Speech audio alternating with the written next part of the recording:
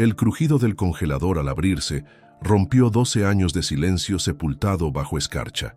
Pero lo que emergió no fue un cuerpo, sino algo mucho más íntimo y perturbador, un relicario manchado, un bolso detenido en el tiempo y una verdad congelada que jamás debió ver la luz. El penetrante hedor a encierro y a un olvido casi orgánico inundó el sótano cuando Francisco Morales, utilizando una barreta, finalmente cedió el sello del viejo congelador industrial. Llevaba más de una década abandonado en aquel rincón tapiado de la carnicería, un negocio familiar que ahora él intentaba resucitar en el corazón del mercado de San Juan.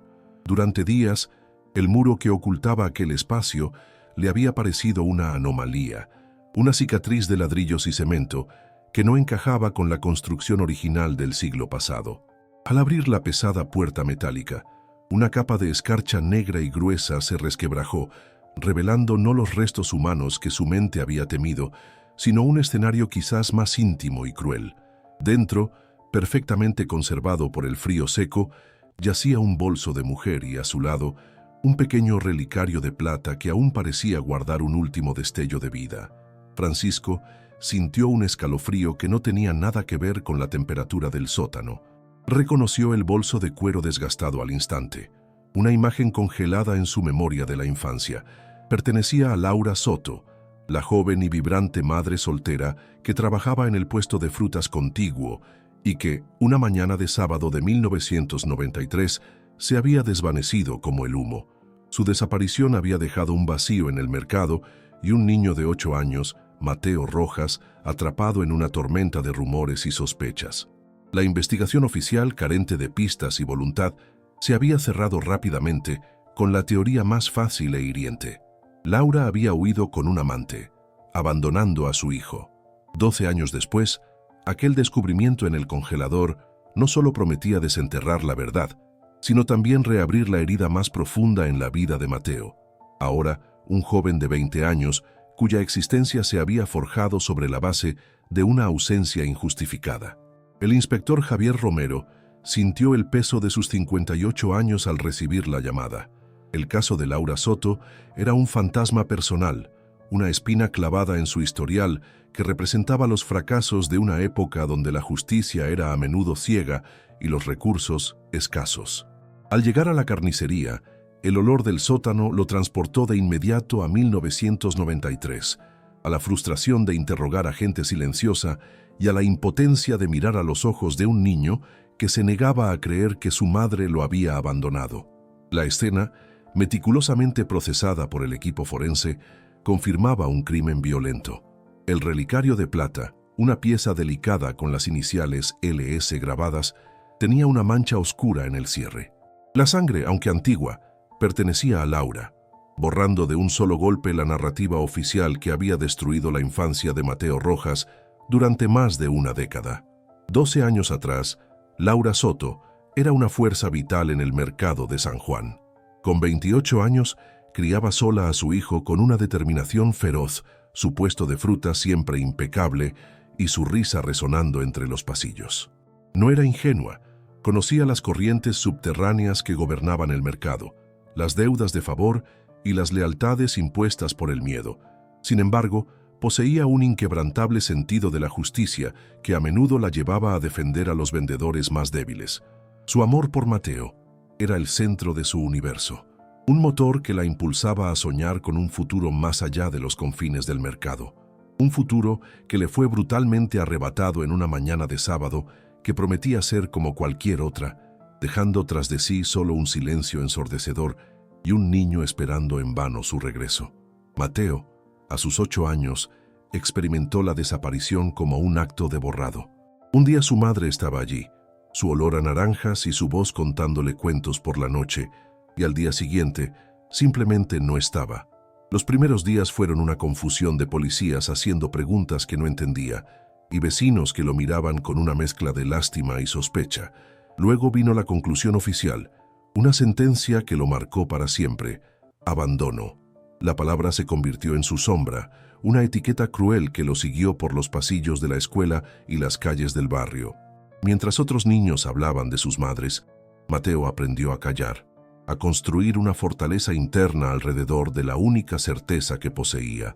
Su madre lo amaba y nunca lo habría dejado voluntariamente. Esa convicción infantil se convirtió en el pilar de su identidad.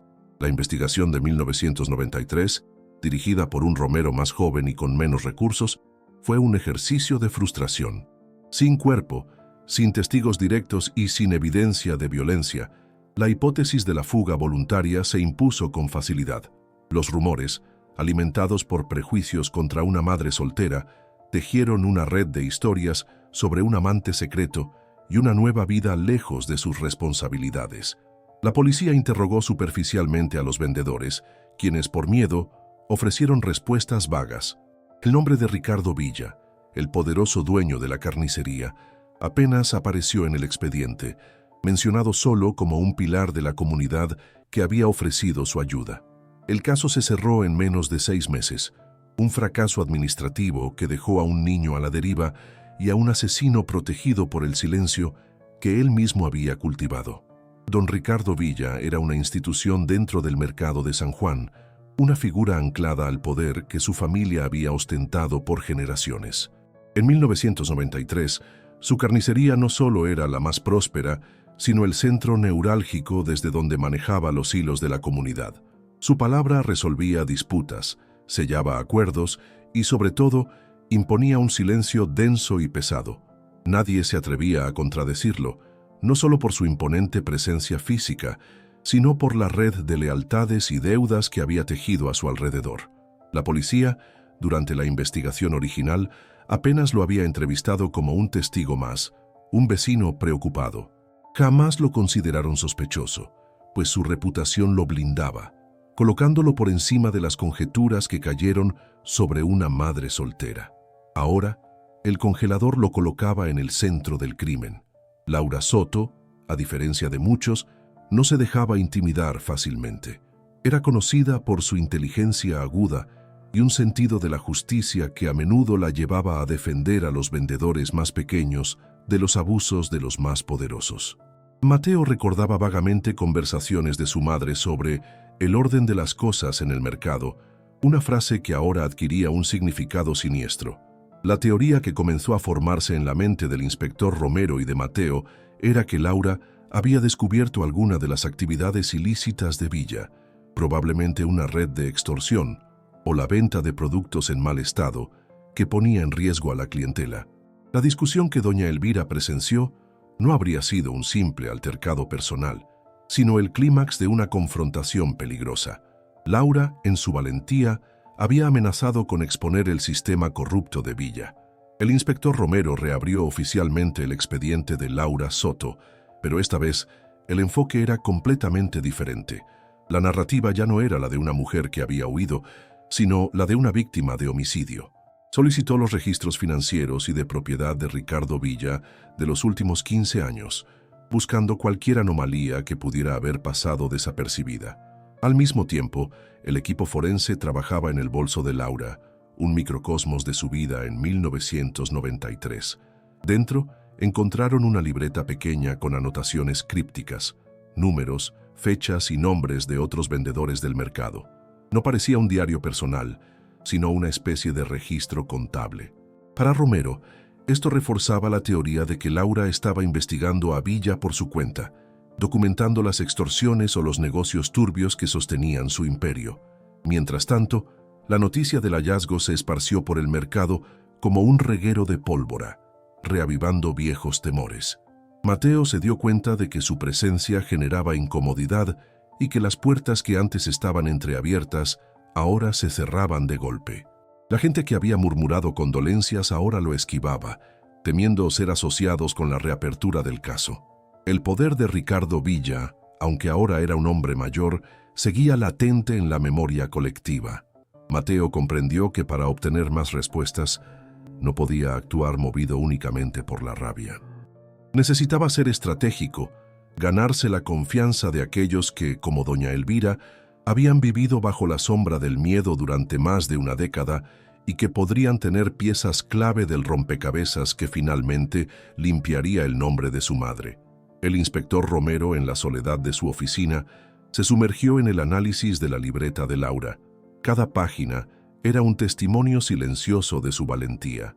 Cotejando cada entrada con los viejos registros de licencias del mercado, descubrió un patrón escalofriante. Los nombres correspondían a los dueños de los puestos más pequeños y vulnerables, y las cantidades, registradas semanalmente, eran demasiado uniformes para hacer préstamos o deudas comerciales. Romero comprendió que tenía en sus manos el libro de contabilidad de la extorsión de Ricardo Villa. Laura no solo había descubierto el esquema, sino que lo estaba documentando meticulosamente, probablemente con la intención de presentar una denuncia colectiva. Esto explicaba la frialdad con la que Villa había actuado, el esmero en hacerla desaparecer sin dejar rastro. Ella era la única persona con el coraje para desmantelar su reinado. Mateo, por su parte, cambió de estrategia. En lugar de buscar respuestas entre los que aún temían a Villa, buscó a los que ya no tenían nada que perder. Rastreó a la familia de un pescadero, cuyo nombre aparecía repetidamente en la libreta de su madre, un hombre que había abandonado el mercado abruptamente en 1992. Lo encontró en un barrio humilde en las afueras de la ciudad, consumido por la enfermedad y la amargura. Su hijo, apenas unos años mayor que Mateo, le contó la historia completa. Le relató cómo su padre se había negado a pagar las cuotas de seguridad de Villa y una semana después, su puesto fue vandalizado y su mercancía arruinada. La policía nunca encontró a los culpables y la familia lo perdió todo. En los ojos de aquel joven, Mateo no solo vio un reflejo de su propio dolor, sino que encontró a su primer aliado. La información que Mateo recopiló llegó a oídos del inspector Romero a través de un canal extraoficial, un viejo amigo en común que servía de puente entre la investigación formal y la búsqueda personal del joven. Para Romero, el testimonio del hijo del pescadero era la pieza humana que necesitaba para dar contexto a la fría contabilidad de la libreta de Laura. Armado con esta nueva perspectiva, presionó a la unidad de delitos financieros para que acelerara el análisis de las cuentas de Ricardo Villa. El resultado fue revelador. Justo una semana después de la desaparición de Laura, el 19 de junio de 1993, Villa había realizado un depósito en efectivo inusualmente grande en su cuenta personal, una cantidad que no se correspondía con las ganancias declaradas de la carnicería. Era una suma que sugería un pago final, una extorsión exitosa o un negocio ilícito que ella estaba a punto de denunciar. Impulsado por un propósito renovado, Mateo, junto a Carlos, el hijo del pescadero, comenzó a tejer una red de contactos entre las familias que habían sido expulsadas o arruinadas por el sistema de Villa. Su siguiente visita fue a una pareja de ancianos que había regentado una panadería en el mercado y que ahora vivían en un pequeño pueblo a 2 horas de la ciudad. Al principio, la pareja se mostró aterrorizada al escuchar el nombre de Villa, pero al ver la determinación en los ojos de Mateo, su miedo se transformó en una resignación valiente. Contaron cómo Villa los había forzado a venderle su local a un precio irrisorio, amenazándolos con falsas denuncias sanitarias que habrían destruido su reputación y su sustento. Su historia, sumada a la del pescadero, pintaba el retrato de un depredador sistemático que había operado con total impunidad. El caso estaba tomando una forma que superaba con creces el simple homicidio. El inspector Romero ahora tenía pruebas documentales de una red de extorsión y evidencia circunstancial de un asesinato para encubrirla. Presentó sus hallazgos preliminares a sus superiores, solicitando una orden de registro para las propiedades de Ricardo Villa, incluida la carnicería del mercado, su residencia y un almacén fiscal que utilizaba en la zona industrial. La orden fue concedida, pero con una advertencia. Villa era un hombre con conexiones. La operación debía ser impecable y discreta. Romero sabía que solo tendría una oportunidad para encontrar evidencia física que conectara directamente a Villa con la muerte violenta de Laura Soto. La libreta y los registros bancarios eran poderosos, pero para asegurar una condena por asesinato necesitaba el eslabón final. La comunidad del mercado, antes un muro de silencio, comenzaba a mostrar fisuras. La noticia de que Mateo y Carlos estaban contactando a viejas familias víctimas de Villa se difundió a través de los pasillos como un secreto a voces. Algunos, por primera vez en más de una década, se atrevieron a hablar entre ellos sobre los abusos del carnicero. Este murmullo creciente, aunque todavía no llegaba a oídos de la policía, representaba un cambio fundamental. El miedo que había cimentado el poder de Villa comenzaba a ser reemplazado por un sentimiento de solidaridad y una esperanza cautelosa de justicia. Mateo y Carlos se convirtieron en el centro de esta resistencia silenciosa, símbolos de una nueva generación que no estaba dispuesta a vivir bajo las mismas sombras que habían oprimido a sus padres.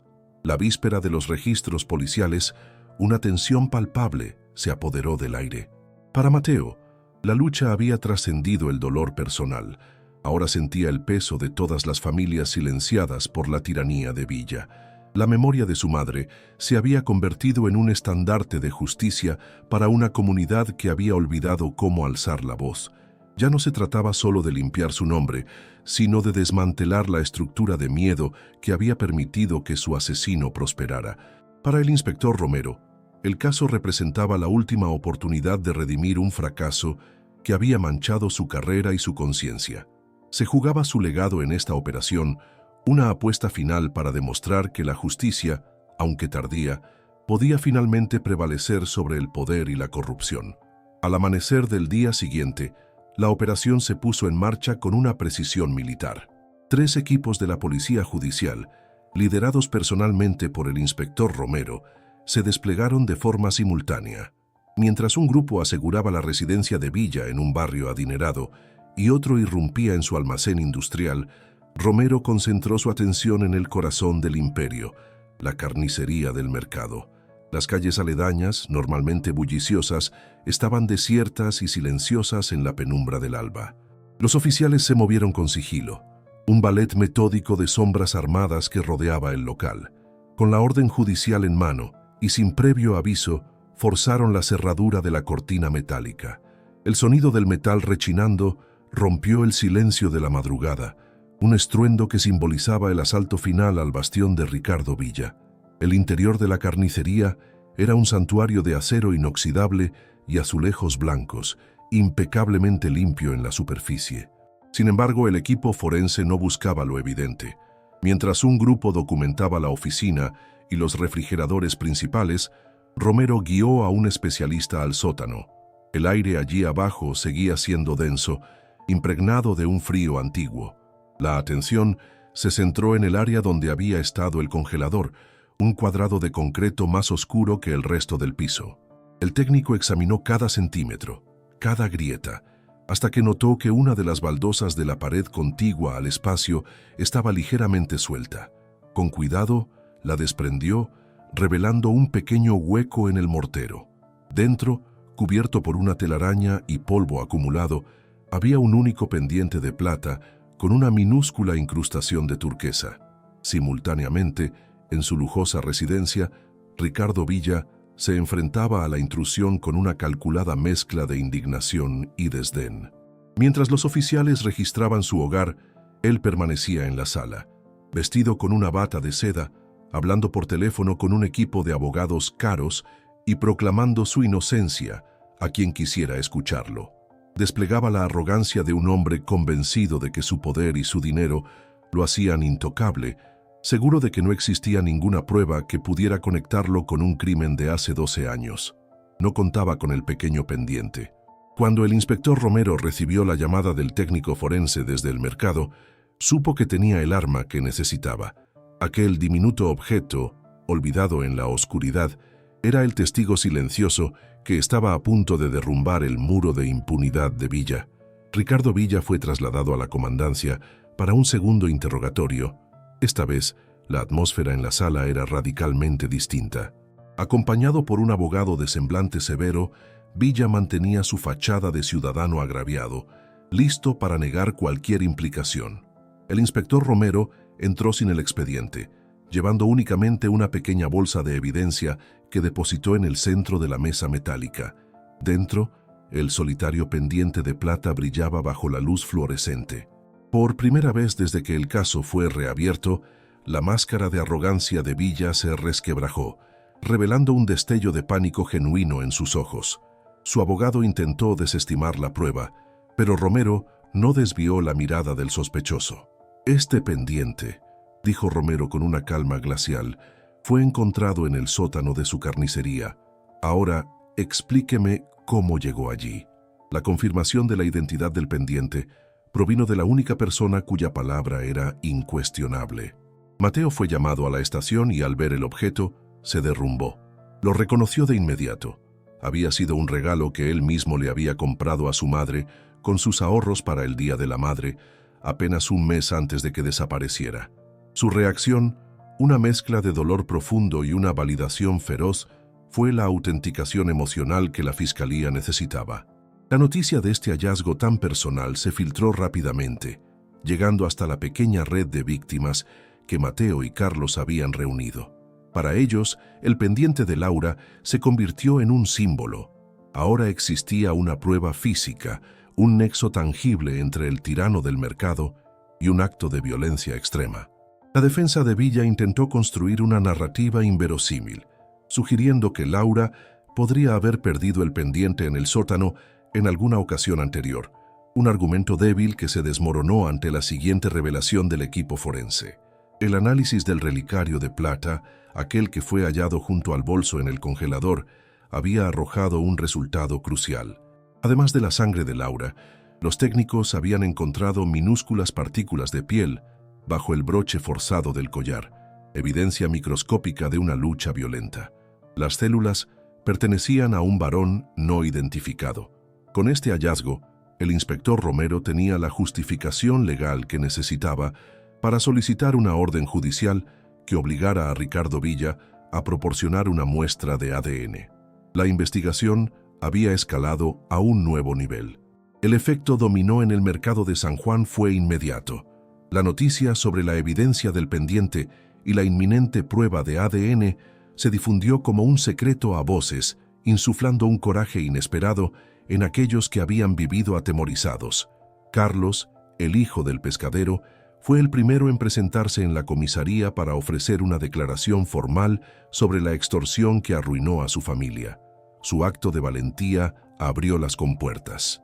Al día siguiente, la pareja de ancianos panaderos hizo el viaje desde su pueblo para contar su historia.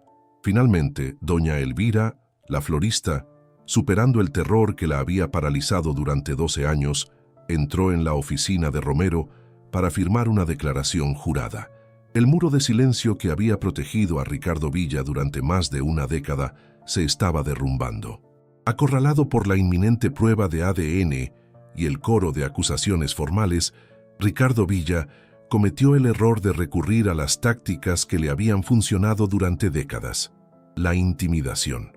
Esa noche, un hombre corpulento, una cara conocida del pasado violento del mercado, visitó la pequeña florería de doña Elvira justo antes del cierre. No hubo un ataque físico, sino algo más sutil y perverso. El hombre compró un ramo de claveles blancos, los que se usan para los funerales, y mientras pagaba, le susurró a la anciana que a veces es mejor dejar que los muertos descansen en paz para no terminar acompañándolos. La amenaza, velada pero inequívoca, estaba diseñada para aterrorizarla y forzarla a retirar su declaración, sin comprender que los tiempos finalmente habían cambiado. Sin embargo, el intento de intimidación tuvo el efecto contrario. A la mañana siguiente, doña Elvira se presentó en la comisaría, no temblando de miedo, sino hirviendo de una furia justa que había estado reprimida por 12 años.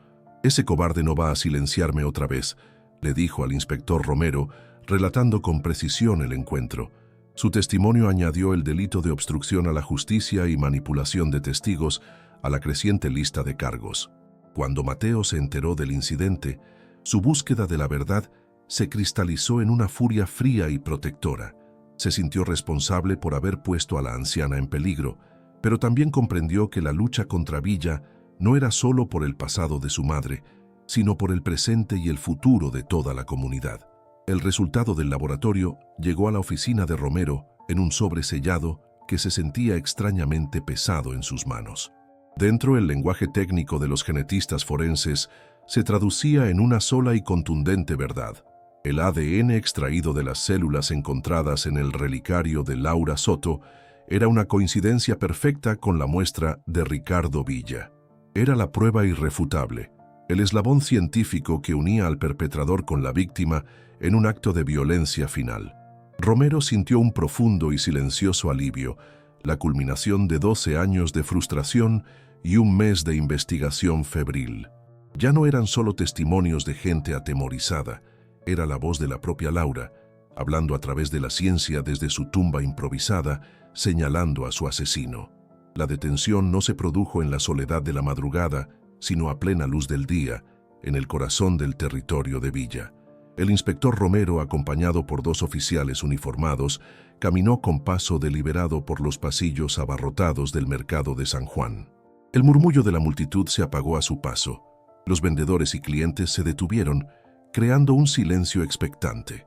Llegaron a la carnicería, donde Villa, intentando proyectar una normalidad que ya no poseía, atendía a un cliente. Sin alzar la voz, Romero le pidió que saliera de detrás del mostrador. Frente a la mirada atónita de la comunidad que había aterrorizado durante años, le leyó sus derechos y le colocó las esposas. El arresto público fue un acto simbólico y devastador, una demostración de que nadie estaba por encima de la ley. El traslado de Villa a la comandancia fue un espectáculo silencioso. Los mismos vendedores que antes bajaban la mirada ante él, ahora lo observaban ser escoltado, esposado, despojado de su aura de invencibilidad. En la sala de interrogatorios ya no había un abogado costoso ni una actitud desafiante. Ricardo Villa, enfrentado al informe de ADN que yacía sobre la mesa, se derrumbó. Su confesión no fue un acto de remordimiento, sino una larga y enrevesada justificación de sus actos. Culpó a Laura por su insolencia, por atreverse a documentar sus negocios y por amenazar con destruir el orden que él había establecido. Describió la discusión en el sótano, cómo la confrontación escaló y cómo, en un arrebato de ira para callarla, la golpeó. Admitió haberla asesinado, pero lo relató como una consecuencia inevitable. Desde detrás del espejo unidireccional, Mateo escuchó cada palabra. Oyó al asesino de su madre describirla como una amenaza, una molestia que necesitaba ser eliminada. Escuchó la patética autocompasión en la voz del hombre que le había robado su infancia y había manchado la memoria de Laura con la mentira del abandono. No sintió el alivio que esperaba, sino una oleada de náusea y una claridad dolorosa. Durante 12 años había imaginado a un monstruo casi mítico, una figura de poder y maldad incomprensible. La verdad era mucho más banal y grotesca, un hombre mezquino y cobarde, incapaz de aceptar que una mujer valiente se negara a tenerle miedo. La confesión no le trajo paz, pero le dio un cierre terrible y necesario. Con la verdad expuesta, los detalles más sórdidos del crimen salieron a la luz durante el resto del interrogatorio. Ricardo Villa relató cómo, en un estado de pánico tras el asesinato, vio el viejo congelador industrial como su única salvación. Usando su fuerza de carnicero, acostumbrado a mover pesadas reses, metió el cuerpo de Laura en el interior. El bolso y el relicario se los arrebató en el forcejeo y los arrojó dentro casi como un acto reflejo antes de sellar la puerta. Durante las 2 noches siguientes, trabajando en la soledad del mercado cerrado, construyó él mismo la pared de ladrillos, un trabajo tosco pero efectivo para ocultar su crimen del mundo. No se percató de la ausencia del pendiente hasta días después, un pequeño error que 12 años más tarde desharía su coartada. La confesión de Villa consolidó un caso legal irrefutable para la fiscalía. Con la prueba de ADN, el arma homicida implícita en la causa de la muerte, múltiples testimonios sobre la extorsión como móvil y finalmente el relato del propio asesino, la condena parecía una mera formalidad. Para el inspector Romero, el cierre del caso representaba una paz profesional que creyó perdida para siempre. Podía retirarse con la conciencia tranquila. Para Mateo, la misión había cambiado.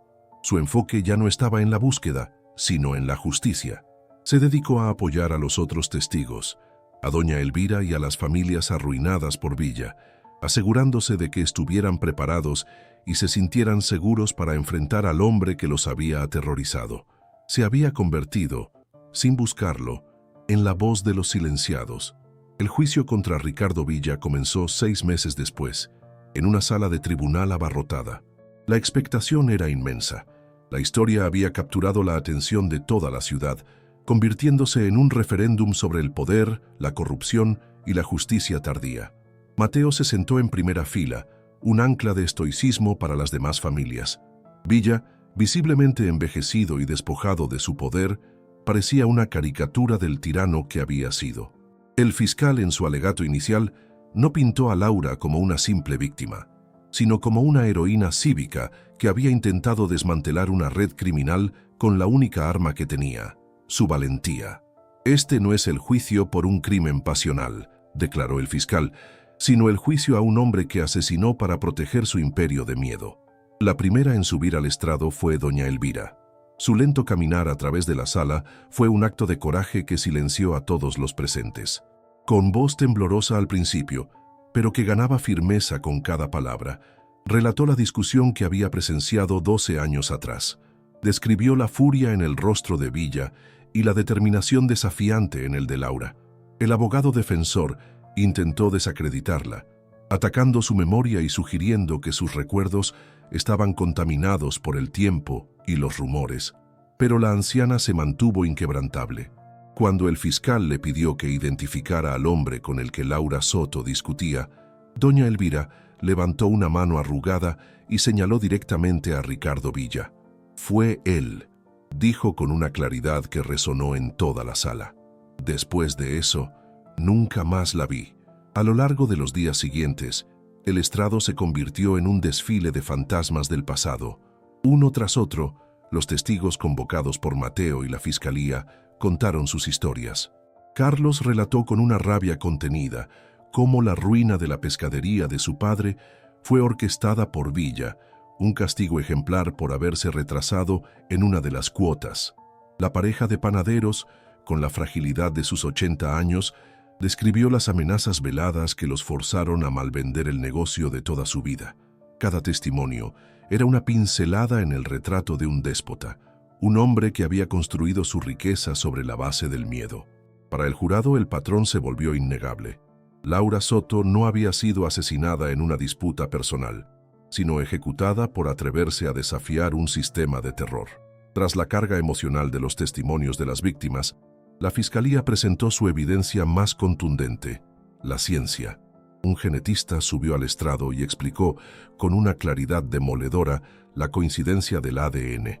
La probabilidad de que las células de piel encontradas en el relicario de Laura pertenecieran a otro hombre que no fuera Ricardo Villa era de 1 en miles de millones.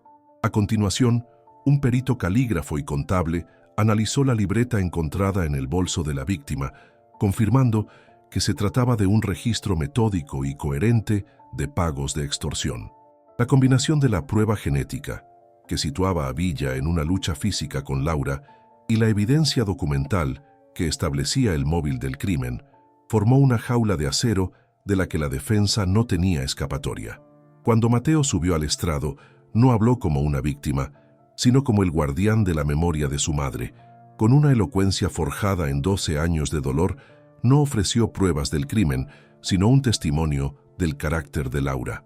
Habló de su integridad, de su risa y de su feroz instinto protector no solo hacia él, sino hacia toda su comunidad. Luego, con una voz que nunca flaqueó, describió la herida supurante del abandono, la mentira con la que el asesino no solo le arrebató a su madre, sino que también envenenó su recuerdo. Mirando directamente a Ricardo Villa por primera vez durante el juicio, Mateo concluyó: «Este hombre no solo mató a mi madre, intentó borrarla. Hoy con mi testimonio le devuelvo su verdadero nombre». Tras el testimonio de Mateo, el juicio se precipitó hacia su inevitable conclusión. La defensa presentó un alegato final débil y sin convicción, un último intento desesperado por sembrar una duda que ya no tenía cabida. La fiscalía, en cambio, fue breve y contundente, resumiendo la montaña de evidencia que demostraba la culpabilidad de Villa más allá de cualquier sombra de duda. El jurado deliberó por menos de 1 hora. El regreso tan rápido a la sala fue un presagio del veredicto. Cuando el presidente del jurado se puso de pie y pronunció la palabra culpable de los cargos de extorsión y homicidio, una ola de alivio recorrió la sala. No hubo aplausos, solo el sonido de sollozos contenidos. Mateo no sonrió. Simplemente cerró los ojos, sintiendo el peso de una búsqueda que había definido su vida entera. La sentencia se dictó una semana después. El juez, antes de anunciar el castigo, se dirigió directamente a Villa, no como un criminal, sino como el artífice de una herida social. Habló del miedo como un veneno y de cómo Villa lo había administrado en dosis diarias para mantener su control sobre gente trabajadora. Reconoció la valentía de Laura Soto, describiéndola como la única ciudadana que se había atrevido a enfrentarse a la tiranía. Finalmente, sentenció a Ricardo Villa a cadena perpetua sin posibilidad de libertad condicional, asegurando que el hombre que había operado desde las sombras pasaría el resto de sus días privado de la libertad que él le había negado a tantos. Al ser escoltado fuera de la sala por última vez, Villa era la imagen de la derrota absoluta. En los meses que siguieron al juicio, una transformación silenciosa pero profunda se gestó en el mercado de San Juan. Con la sombra de Villa eliminada, el aire pareció volverse más ligero, las conversaciones más abiertas y las sonrisas más genuinas. El miedo, que había sido la moneda de cambio durante tanto tiempo, fue reemplazado por un emergente sentido de comunidad y autogobierno. Liderados por Mateo, quien se había convertido en un símbolo de resiliencia y justicia, los vendedores formaron una nueva cooperativa para proteger sus intereses de forma equitativa. Se establecieron reglas justas y un fondo de ayuda mutua, creando la antítesis del sistema depredador de Villa. El mercado, por primera vez en décadas, comenzó a sanar, convirtiéndose en un testimonio viviente del legado de Laura. El día de su jubilación, el inspector Javier Romero guardó en una caja sus pertenencias de 30 años de servicio. El último objeto que archivó fue el expediente cerrado de Laura Soto, ahora abultado con la verdad completa. Antes de irse, Mateo fue a visitarlo a la comisaría. No hubo un discurso largo, solo un apretón de manos cargado de gratitud y respeto mutuo. «Usted le devolvió la dignidad a mi madre», dijo Mateo. Romero, con una sonrisa cansada pero satisfecha, negó con la cabeza. «Tu madre nunca la perdió, muchacho. Ella la defendió hasta su último aliento. Y fuiste tú quien se aseguró de que todos lo supiéramos. Yo solo seguí el mapa que ustedes dos dejaron». Con esas palabras, el veterano detective cerró el capítulo más doloroso de su carrera. Con el fin del juicio, Mateo se enfrentó a un vacío inesperado. La búsqueda de la verdad había consumido su vida, y ahora, con las respuestas en su poder, debía aprender a vivir de nuevo. En lugar de huir del lugar que le había arrebatado tanto, decidió honrar a su madre de la forma más tangible posible. Con el dinero de una pequeña compensación otorgada a las víctimas, reclamó el antiguo puesto de frutas de Laura, que había permanecido cerrado y polvoriento durante más de una década. Limpiar el local, reparar los estantes y volver a llenarlos de mercancía fresca fue un acto terapéutico, una forma de reconectar con el legado de trabajo honesto de su madre. Al reabrir el negocio, estaba asegurando que su nombre fuera sinónimo de vida, no de tragedia. Un par de años después, el puesto de frutas de Mateo era uno de los más concurridos del mercado. El joven, que antes caminaba por los pasillos con la mirada cargada de sospecha y dolor, se había convertido en un pilar de la nueva comunidad, conocido por su honestidad y su sonrisa fácil. Se casó con una de las nietas de doña Elvira, y su pequeña hija, a quien llamó Laura, a menudo jugaba entre las cajas de manzanas y naranjas. El legado de su madre no era ya una carga pesada, sino la base sobre la cual había construido una vida plena. La gente del mercado ya no hablaba de Laura Soto como la mujer que desapareció, sino como la mujer valiente cuya memoria había inspirado la libertad de la que todos ahora disfrutaban. Cada aniversario del veredicto, Mateo visitaba el cementerio. Ya no iba solo a lamentar una ausencia, sino a compartir los frutos de la vida que su madre le había permitido tener. Se sentaba junto a la lápida, que simplemente decía Laura Soto, madre y heroína, y le contaba sobre las travesuras de su nieta, sobre el éxito de la cooperativa del mercado y sobre la paz que finalmente se había instalado en sus corazones. Dejaba sobre la tumba no flores, sino el durazno más perfecto de su cosecha, un símbolo de que el trabajo de sus manos, la vida que ella le dio, seguía floreciendo. La justicia, había aprendido Mateo, no se encontraba en la celda de un criminal, sino en la tranquila capacidad de vivir una vida buena y honorable. El inspector Romero, ya retirado, a veces visitaba el mercado como un ciudadano más. Compraba frutas del puesto de Mateo y observaba la dinámica del lugar con una profunda sensación de logro. Veía a la pequeña Laura corretear entre los puestos, ajena al oscuro pasado que había permitido su presente lleno de luz. Para Romero, la verdadera justicia no se había manifestado en la sala del tribunal, ni en la sentencia de un juez, sino allí, en la vida cotidiana y vibrante del mercado. Se revelaba en las conversaciones sin miedo y en la resiliencia de una comunidad que había aprendido a gobernarse con equidad. El caso de Laura Soto fue la culminación de su carrera no por haber atrapado a un asesino, sino por haber sido testigo de la sanación de un lugar. La historia del mercado de San Juan ya no se cuenta desde la sombra de Ricardo Villa, sino desde la luz de Laura Soto. El congelador, aquel sepulcro de metal y escarcha, fue retirado y destruido, un artefacto de un pasado superado. El relicario de plata, limpio de toda mancha, ahora cuelga del cuello de la hija de Mateo, un símbolo no de muerte, sino de la conexión inquebrantable entre 3 generaciones. La búsqueda de un hijo por limpiar el nombre de su madre se había convertido en la liberación de toda una comunidad. Demostró que un solo acto de valentía, la negativa de una mujer a ser silenciada, aunque terminara en tragedia, podía sembrar las semillas de un futuro donde la dignidad finalmente floreciera, libre del yugo del miedo y del silencio.